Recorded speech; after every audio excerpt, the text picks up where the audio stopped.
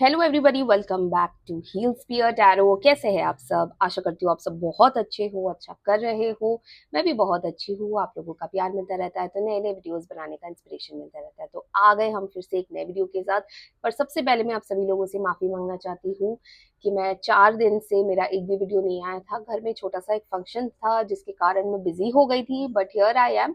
और अब से रोज वीडियो आएंगे, प्रॉमिस करती हूँ आप सभी लोगों को। और जितने भी सजेस्टेड वीडियोज है वो भी बन रहे हैं, तो प्लीज वेट कीजिएगा। तो आइए शुरू करते हैं आज का हमारा वीडियो, जिसका टॉपिक है आपके ससुराल वालों की नीयत क्या है।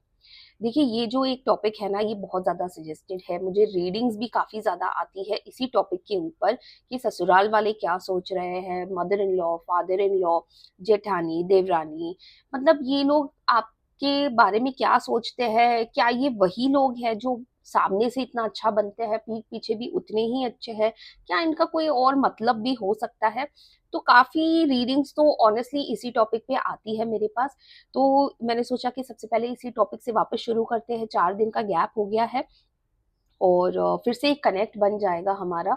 और आइए गणपति बापा का नाम लेके शुभ शुरुआत करते हैं। तो जब मैं शफल करूंगी, आपको पता है आपको क्या करना है। आपको आपके ईश्वर का नाम लेना है, आपके ससुराल वालों का नाम लेना है। जब आप प्रार्थना करेंगे, जिसके भी पर्टिकुलर जो लोग हैं उनके बारे में अगर आपको जानना है तो उनका नाम जरूर लीजिएगा अपने प्रार्थना में। मैं भी आपके लिए प्रार्थना करूंगी, और प्रार्थना करना इसलिए जरूरी होता है ताकि आपकी, मेरी और मेरे कार्ड्स की एनर्जीज अलाइन हो जाए। तो आइए आगे बढ़ते हैं। गणपति बापा मोरया, मंगल मूर्ति मोरया। गणपति बापा, बाबा जी, dear universe, our guardian angels and our spirit. बाबा जी, जितने भी हमारे व्यूअर्स हैं वो जानना चाहते हैं कि उनके ससुराल वालों की नीयत क्या है उनको लेके। क्या वो उनके बारे में वही सोच रखते हैं जो उनके सामने दिखाते हैं, या उनका कोई एक डबल फेस है? प्लीज़ हमारे व्यूअर्स को गाइडेंस दीजिएगा। जय नीम करोली महाराज की। जय श्री राम, जय श्री राम, जय श्री राम, जय श्री राम, जय श्री राम, जय Shri Ram.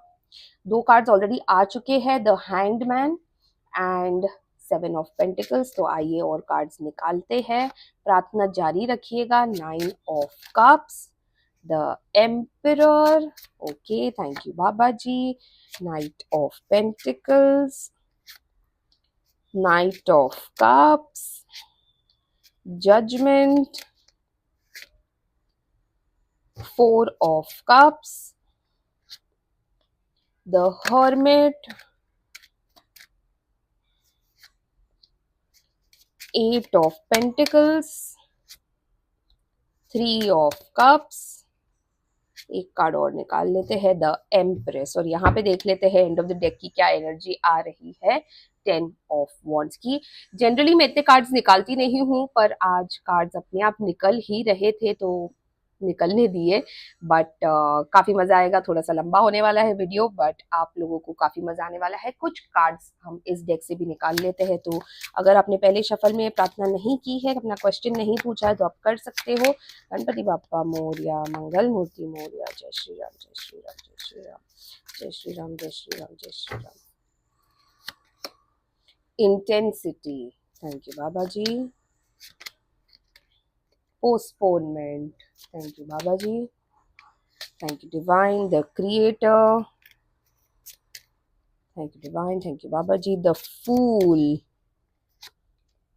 playfulness, thank you so much Baba ji. Thank you divine, change,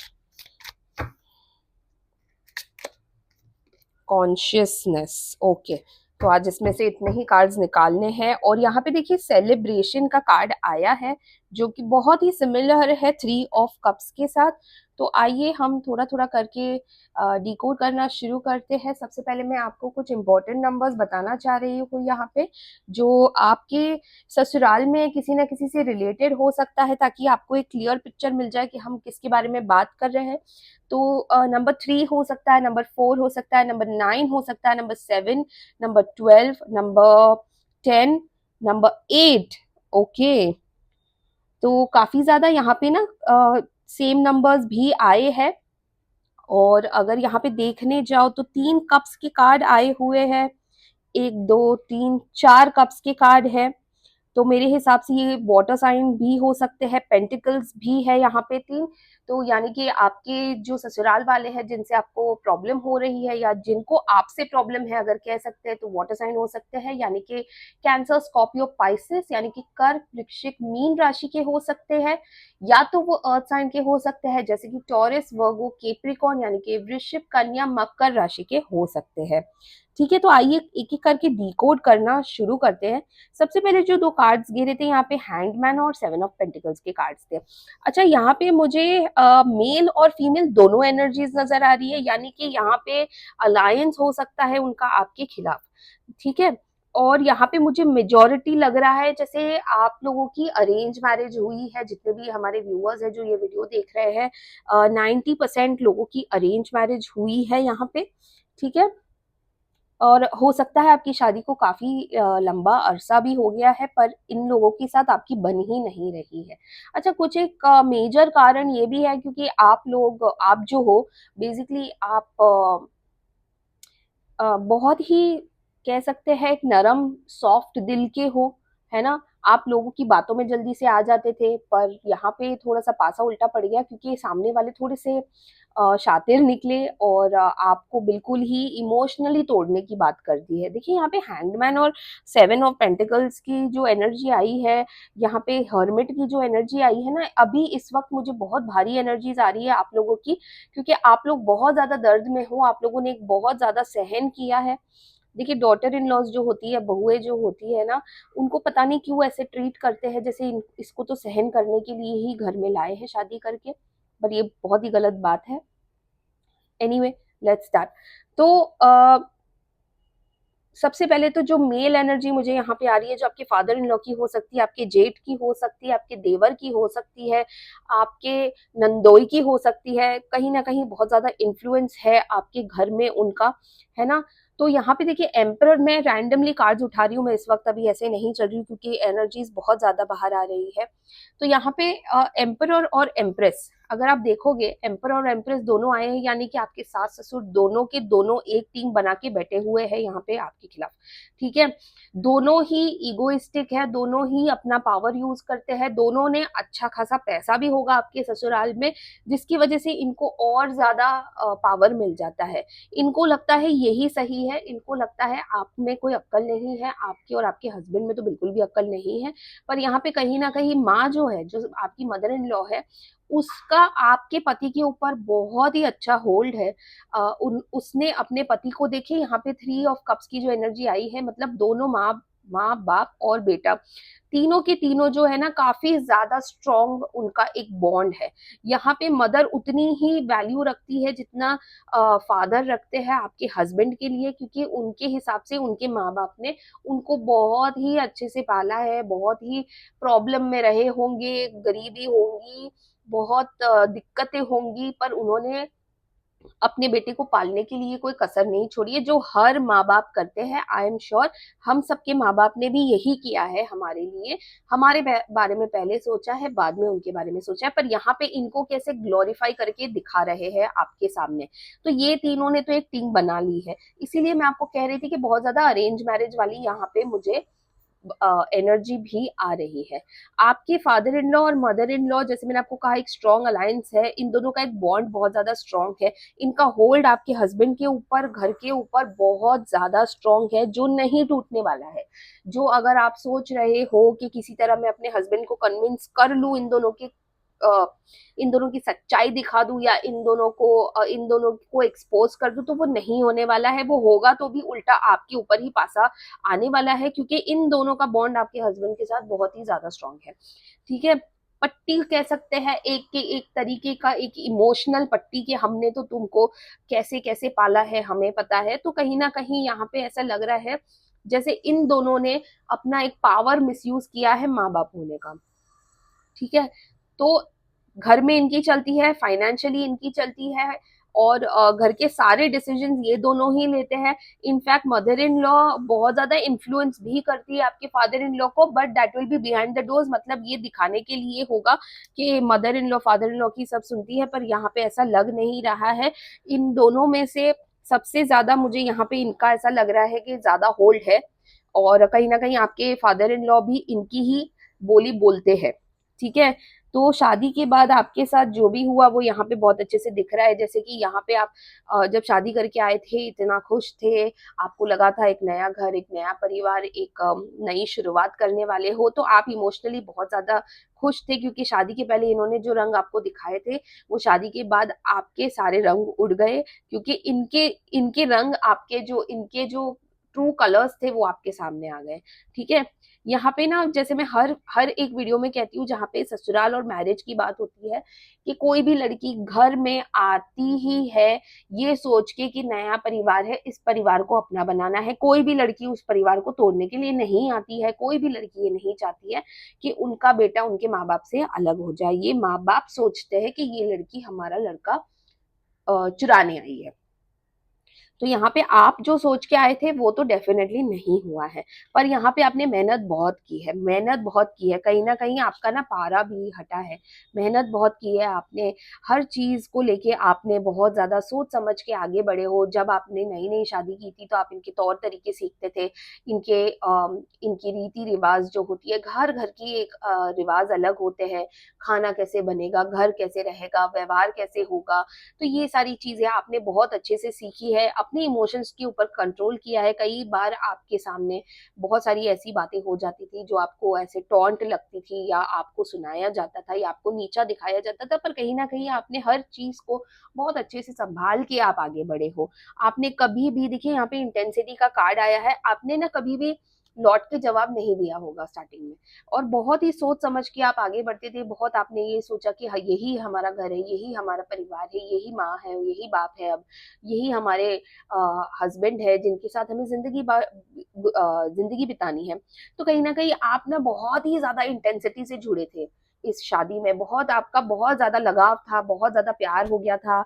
तो आपको ये लोग अपने ही लग रहे थे और इंटेंसिटी बहुत अच्छी थी, इसलिए आपने ना बहुत सोच समझ के कदम रखे कि कहीं मैं किसी को हर्ट ना कर दूं, कहीं मैं किसी को कुछ मेरे से बुरा ना लग जाए, किसी को मैं कोई मुझसे नाराज ना हो जाए। तो आप बहुत ही सोच समझ के आगे चल रहे थे लाइफ में। बहुत मेहनत की आपने इन लोगों का ट्रस्ट जीतने के लिए, आपने इनका विश्वास जीतने के लिए, इनका दिल जीतने के लिए बहुत मेहनत की है। इनके जो तौर तरीके थे वो आपने सीखे, इनके घर का खाना कैसे बनता है, इनके घर का व्यवहार कैसा है, लोग इनके घर में आते हैं तो कैसा व्यवहार होता है, ये सब आपने सीखा है और सीख चुके हो। आप इनके रंग में टोटली ढल चुके हो और इतनी मेहनत की है इतने सालों से। आपकी शादी को मुझे ऐसा लगता है 8-10 साल ज्यादा हो चुका हो सकता है, पर ये एक नई नई शादी तो नहीं लग रही है यहाँ पे, ठीक है?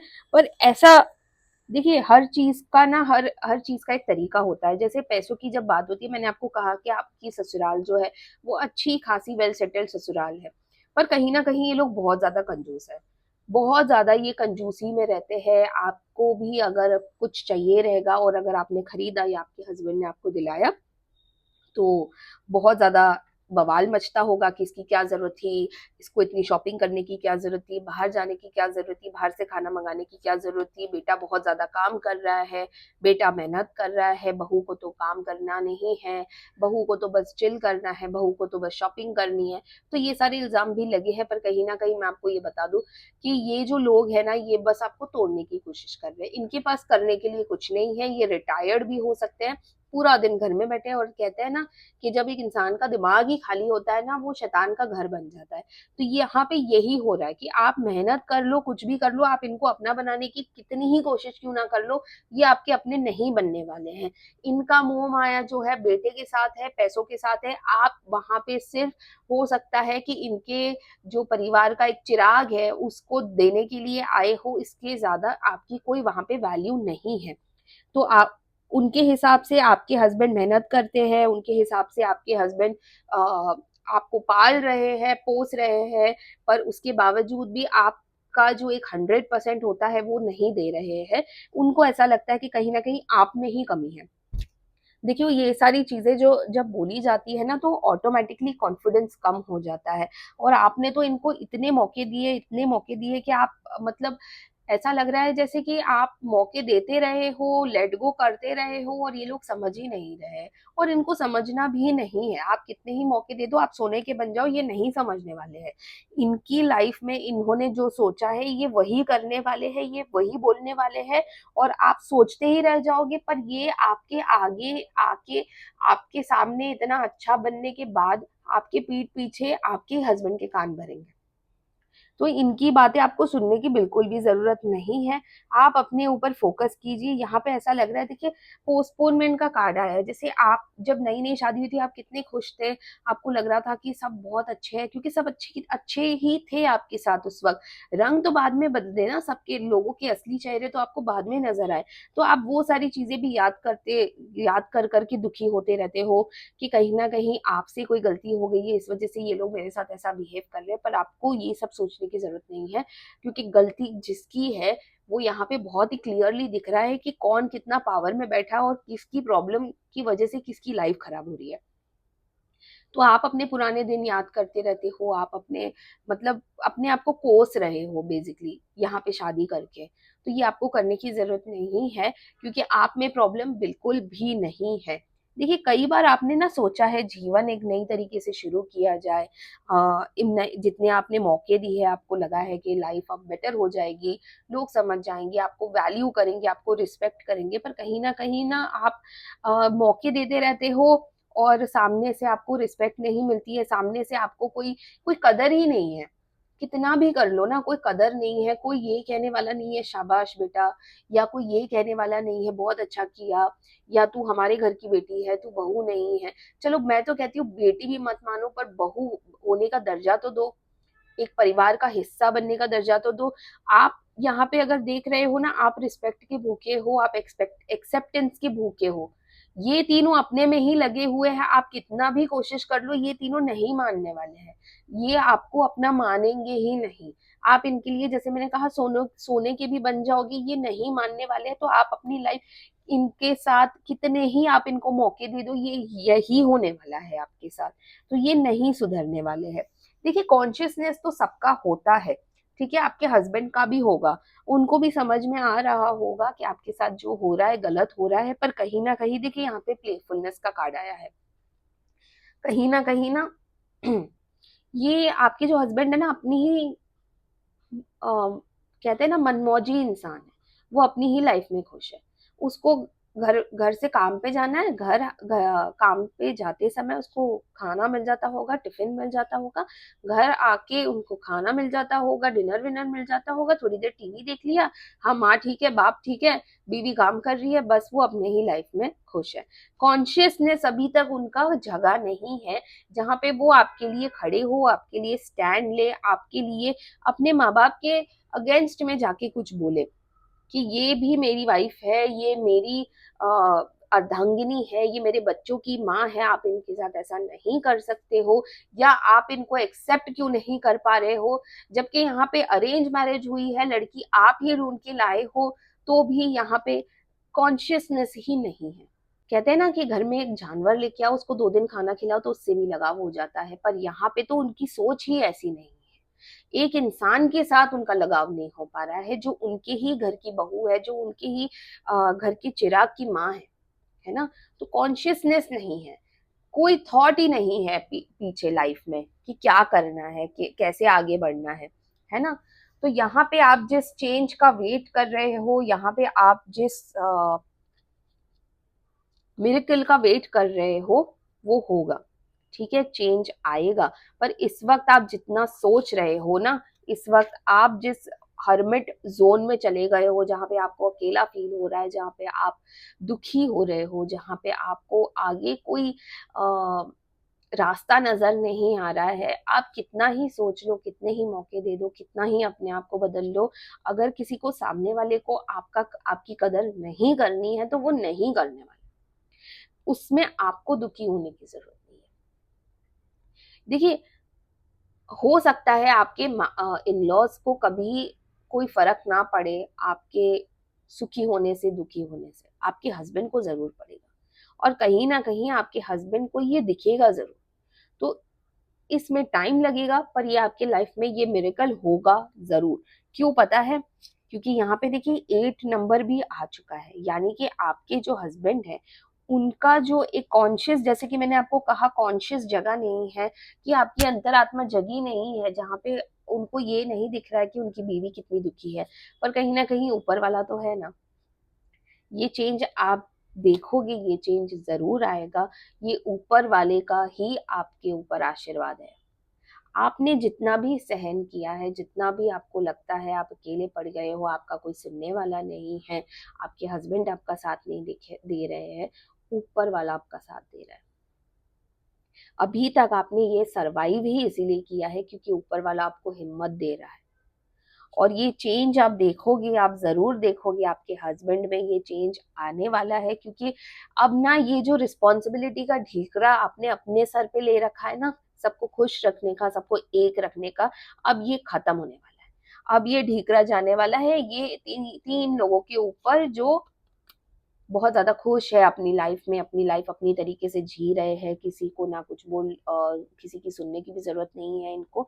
तो ये जो ढीकरा है ना, ये बहुत जल्द इन दिनों के ऊपर आप ट्रांसफर करने वाले हो, ठीक है। और जब ये ट्रांसफर होगा तब चेंज आएगा, और जब ये चेंज आएगा तब आपके हस्बैंड को बहुत सारी चीजें क्लियरली दिखने वाली है, ठीक है। तो कहीं ना कहीं आप देखोगे कि अगले साल के अक्टूबर के बाद आप ये चेंज होता हुआ देखोगे। अपनी मैरिड लाइफ में भी आप चेंज देखोगे, अपने ससुराल में भी चेंज देखोगे, और अपने हस्बैंड के बिहेवियर में भी चेंज देखोगे। आपकी तरफ उनका बिहेवियर कितना चेंज होता है, ये आप अगले साल अक्टूबर के बाद नोटिस करना शुरू करना। और तब तक अगर आपको कोई रेमेडी चाहिए तो आप मुझे कमेंट कर सकते हैं, या मेरा व्हाट्सएप नंबर दिया हुआ है, आप मुझसे रेमेडी के लिए प्लीज कांटेक्ट कर सकते हैं, ठीक है।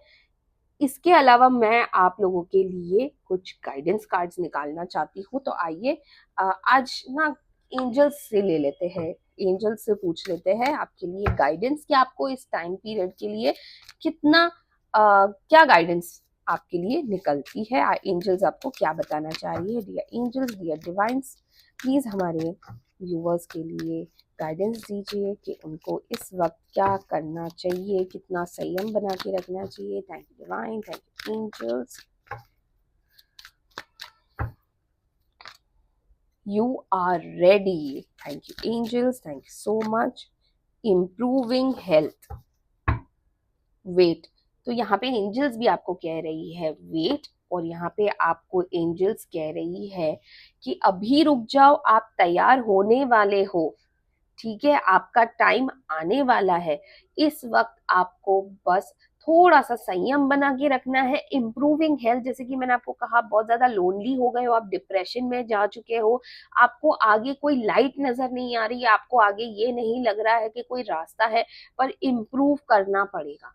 और इम्प्रूव होगा आपको, आपकी मेंटल हेल्थ को, आपकी मानसिक स्थिति को इम्प्रूव करना है, और वेट करना है, ठीक है। इस वक्त आप इस जोन से निकलने के लिए रेडी हो चुके हो, और उसके बाद आपको वेट करना है जब तक आपके हस्बैंड ये सब समझ ना जाए और आपके पक्ष में ना आ जाए। तो बहुत अच्छी गाइडेंस मिली है। थोड़ा सा लंबा हो गया है वीडियो, थोड़ा सा कॉम्प्लिकेटेड हो गया है, क्योंकि बहुत सारी चीजें ऐसी है जहाँ पे जिससे उम्मीद थी उसी उसी का होप नहीं था बेसिकली आपके हस्बैंड का। क्योंकि जब एक लड़की शादी करके आती है तो उसकी इज्जत जो ससुराल वाले करते हैं वो उसके हस्बैंड के बिहेवियर की वजह से ही करते हैं। आपका हस्बैंड आपके साथ कैसे रहता है उसके ऊपर आपके ससुराल वाले बिहेव करते हैं आपके साथ। अगर आपके हस्बैंड आपका पक्ष पहले दिन से लेते, अगर आपके हस्बैंड आपके बारे में कुछ नहीं सुनते, तो शायद आपको कुछ भी बोलने की ताकत किसी में भी नहीं होती। पर इट्स ओके, आपका प्यार है, आपका लगाव है आपके हस्बैंड की तरफ, आपके बच्चों की तरफ, आपके फैमिली की तरफ, तो ऊपर वाला आपको डेफिनेटली इतना निराश तो नहीं करेगा। एक होप मिली है इस वीडियो से कि आपको वेट करना है, तो एक होप रखिएगा। और जितने भी लोग हैं, जो लोग ये प्रॉब्लम से निकल आए हैं, जिनके हस्बैंड की आंखें खुल गई है, प्लीज कमेंट में प्लीज अपना एक्सपीरियंस जरूर शेयर कीजिएगा कि आपने आपके साथ एग्जैक्टली क्या हुआ था और कैसे आपके हस्बैंड की आंखें खुल गई थी, ताकि हमारे दूसरे व्यूअर्स को भी आपसे थोड़ी सी होप मिल जाए। और यदि आपको ये वीडियो पसंद आया तो आपको पता है आपको क्या करना है, आपको अपने ईश्वर का नाम लिखना है जिसको आप सबसे ज्यादा मानते हो, जैसे कि जय नीम करोली महाराज, हर हर महादेव, जय माता दी। अ, जिसको भी आप सबसे ज्यादा मानते हो प्लीज उनका नाम लिखिएगा। मैं समझ जाऊंगी बाबा जी की गाइडेंस आप तक पहुंच गई है। और यदि आप इस वीडियो से रेजोनेट नहीं करते हो तो आप टोटली स्किप भी कर सकते हो, there is absolutely no issues. इसके अलावा आप कौन से टॉपिक के ऊपर वीडियो बनवाना चाहते हैं प्लीज कमेंट जरूर कीजिएगा और वेट कीजिएगा, हफ्ते 10 दिन में आपका वीडियो बन के रेडी हो जाएगा। और न्यूमरोलॉजी जो हमारी 2026 की न्यूमरोलॉजी वीडियो सीरीज है, प्रिडिक्शन सीरीज है, वो भी आ चुकी है, 2 वीडियोस आ चुके हैं, तो प्लीज जाके जरूर देखिएगा। और ध्यान रखिएगा अपना बहुत सारा। मिलते हैं कल एक नए वीडियो के साथ, तब तक के लिए हर हर महादेव।